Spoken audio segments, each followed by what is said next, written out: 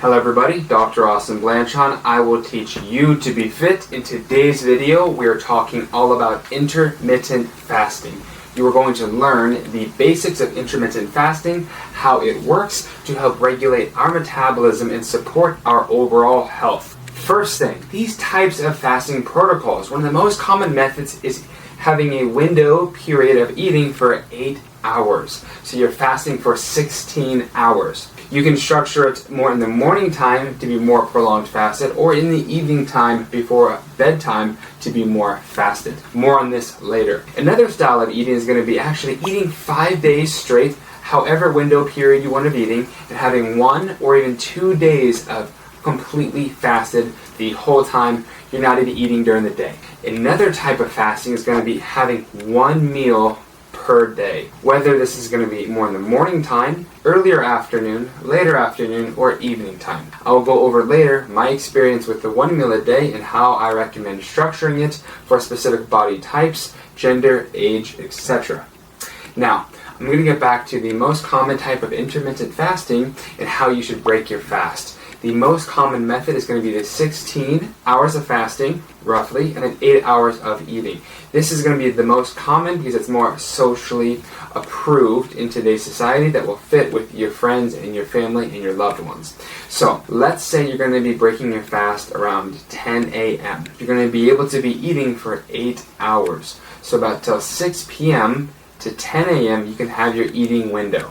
I recommend you consume food and then you rest your bowels and your intestines, so you're not going to be snacking. So 10 a.m. to 6 p.m., that is the 8 hours of availability to have food. Whether you have 1 meal during that time, 2 meals during that time, or even 3 meals during that time, for example, or even more. Making sure that you're getting sufficient nutrients, micronutrients, macronutrients, and specific even supplements and drinks during that time. You must stay within that window to give yourself the amount of fasting that you need for about that 16 hours. This is what I had done for many, many years. I then even transferred that into 18 hours of fasting, 6 hours of eating, and even moving up to 20 hours of fasting, 4-hour eating window. When you narrow the eating window down that short, you're most likely going to have one bigger meal that is exaggerated on for probably between 2 and 3 hours would be my guess. That is going to be most useful for individuals who have excessive body weight and who want to lose it, or they like that convenience of having just one structured meal within a shorter time period. I recommend starting at the 16-8, working your way up to the 24 fasting window. What you want to break your fast with is going to be, of course, the whole foods nutrient profiles that you want to eat and that keep you actually satiated and keep you very satisfied. So for lots of individuals, this is going to be a well-balanced diet. If you're an omnivore, I think going more of the paleo style of eating is going to be very helpful, where you can choose red meat, white meat, and seafood to help for your proteins and your fats, and then you're going to consume cruciferous vegetables with some specific fruits such as berries, olives, and avocados. That way you get a nice rainbow full of diets that you're eating, and the available drinks that you can consume is most likely going to be green tea such as matcha, and then just basic coffee without any dairy associated with it. The most common food sensitivities that I have seen in clinics are going to be the wheat proteins, the dairy proteins, and specific egg white proteins. So if you're someone that wants to just potentially reduce that, then I recommend you don't have those foods when you break your fast, because the whole goal is to give your intestines a good break from specific proteins and just food in general. So that is the common, going from 16 hours of fasting to 20 hours of fasting. I recommend you do that as a lifestyle. Now, we're going to be talking about 5 days of eating and 2 days of fasting, or 6 days of eating and 1 day of fasting. You maybe have heard of meatless Mondays. Some people might fast on a Monday for the whole day, that way their other days or they can eat more freely. This could be a strategy to do if you want a more intense day that you can just specifically have zero cravings and you're forcing yourself to just not eat for one specific day. Then you need to make sure during the 6 other days that you're eating, you're absolutely going to be getting enough nutrients to have your day-to-day lifestyles be met. Meaning you're also making sure your blood work and all that stuff is going to be good. So, These are for individuals who want to lose some weight, because if you're able to fast for one day, at least 24 hours, and work your way up and potentially do even a 2-day fast, so 48 hours straight for once a week if you do the 5 days eating and then 2 days completely fasting. Those are for individuals who are more experienced, because during those 2 days, once you start, it might be initially pretty hard and to have good energy during those 2 days of fasting. But this can be very powerful because that prolonged fasting gives you some good metabolic benefits when you have it for a prolonged period that's typically longer than 24 hours, because you're not going to eat during the day, you're going to be sleeping, so all of those beneficial hormones, for example, it's going to be glucagon, a very powerful hormone that comes from the pancreas, is going to be a very powerful thing to ensure for healthy blood sugar levels and more metabolic flexibility coming from very integral organs such as the pancreas. This is going to be a little bit tougher for some people, but this can be a good strategy to try. Now, moving on to what I talked about earlier, the 1 meal a day. I have good experience with this as it's very convenient. For myself, I have between 1 and 3 meals a day. So here's how an individual of a healthy body weight could structure this. 1 to 2 days a week, you just have 1 meal a day because it just fits in with your lifestyle. Then let's say 1 or 2 other days, you're going to have 2 meals a day.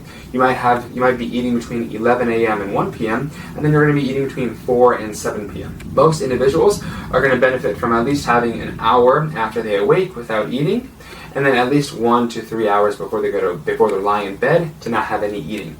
So in and of itself, you're already doing intermittent fasting. You're most likely at least fasting for at least 8 to 12 hours. So the 1 meal a day, structured, can be very, very helpful. If you are someone who is relatively very, very, very, very skinny, 1 meal a day, you're probably not going to get enough energy that meets your specific bodily demands. So you're going to need to eat more. What I want to go over is something called the refeeding syndrome. I talked about what you break your fast with is essential, but make sure, since you've been scarce for food for more than you're used to, if you are new to intermittent fasting, the refeeding syndrome, where you're now introducing yourself to food, you just scound the food down, and you realize how much food you ate is going to be too much for your intestines to break down for the meantime.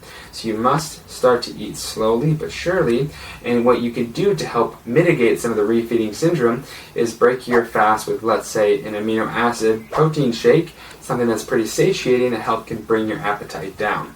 So you can use amino acids, a protein shake, typically it could be whey or other sorts of that, with non-flavored proteins. Pea proteins, fava bean proteins, etc. You get the picture, but be careful. You can also just break it with other things that are satiated. Proteins and fats are pretty satiating. I would never recommend breaking with candy bars.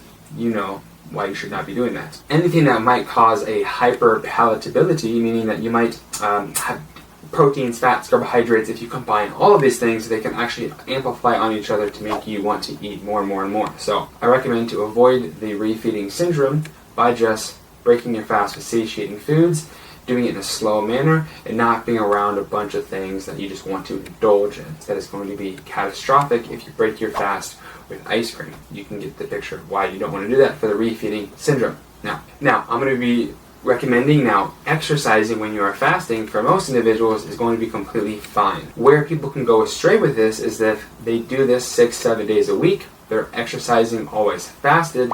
That might be tough on their body for a prolonged period, especially if you have a healthy body weight. I recommend to only do that half of the week. If you have a bunch of weight that you need to lose and your medical doctor told you, you are really overweight, you do need to lose some weight, then I think for the time being it is okay to exercise fasted on a consistent basis, for it can be very powerful. If you are someone who wants for pure performance, then what I recommend is maybe having a protein drink or an electrolyte drink such as coconut water with some carbohydrates during your workout. Like intra-workout fuel can be helpful if you are fasted. I know lots of individuals, such as myself, you don't want to eat on even a relatively full stomach. So you like to eat on a smaller stomach, which can have powerful impact on your ability to even engage your abdominals because your intestines are not so swollen and stretched out.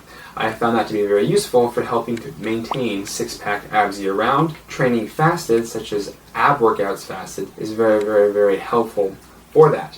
When I'm feeling really tired, I will sometimes have an intra-workout drink, such as a protein shake, such as coconut water, etc., or amino acids during my workout, mid-set of at least 15 to 20 minutes in my workout, or even right before my workout, I have found this to be very helpful.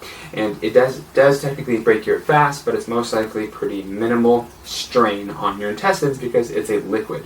It doesn't necessarily take so much digestion to absorb all of that stuff, versus if it was a bunch of mixed foods, such as that paleo style of meal that I'll be showing in these videos of all of the things that I've been eating, showing my body transformation, showing my workouts, of all the stuff that I've pretty much done in an intermittent fasted state. This is very helpful for busy individuals, students, doctors, lawyers, accountants, any kind of business professional such as yourself. This can be very, very helpful because cooking, cleaning, eating the food all takes a lot of your time. I hope you guys like this video. If there's any other questions you guys have, go to the Facebook group, which you can see in the description of this video, about any of your questions with regards to intermittent fasting. Continue to look on my YouTube channel. I will teach you to be fit for more specific videos on how to teach you to be fit.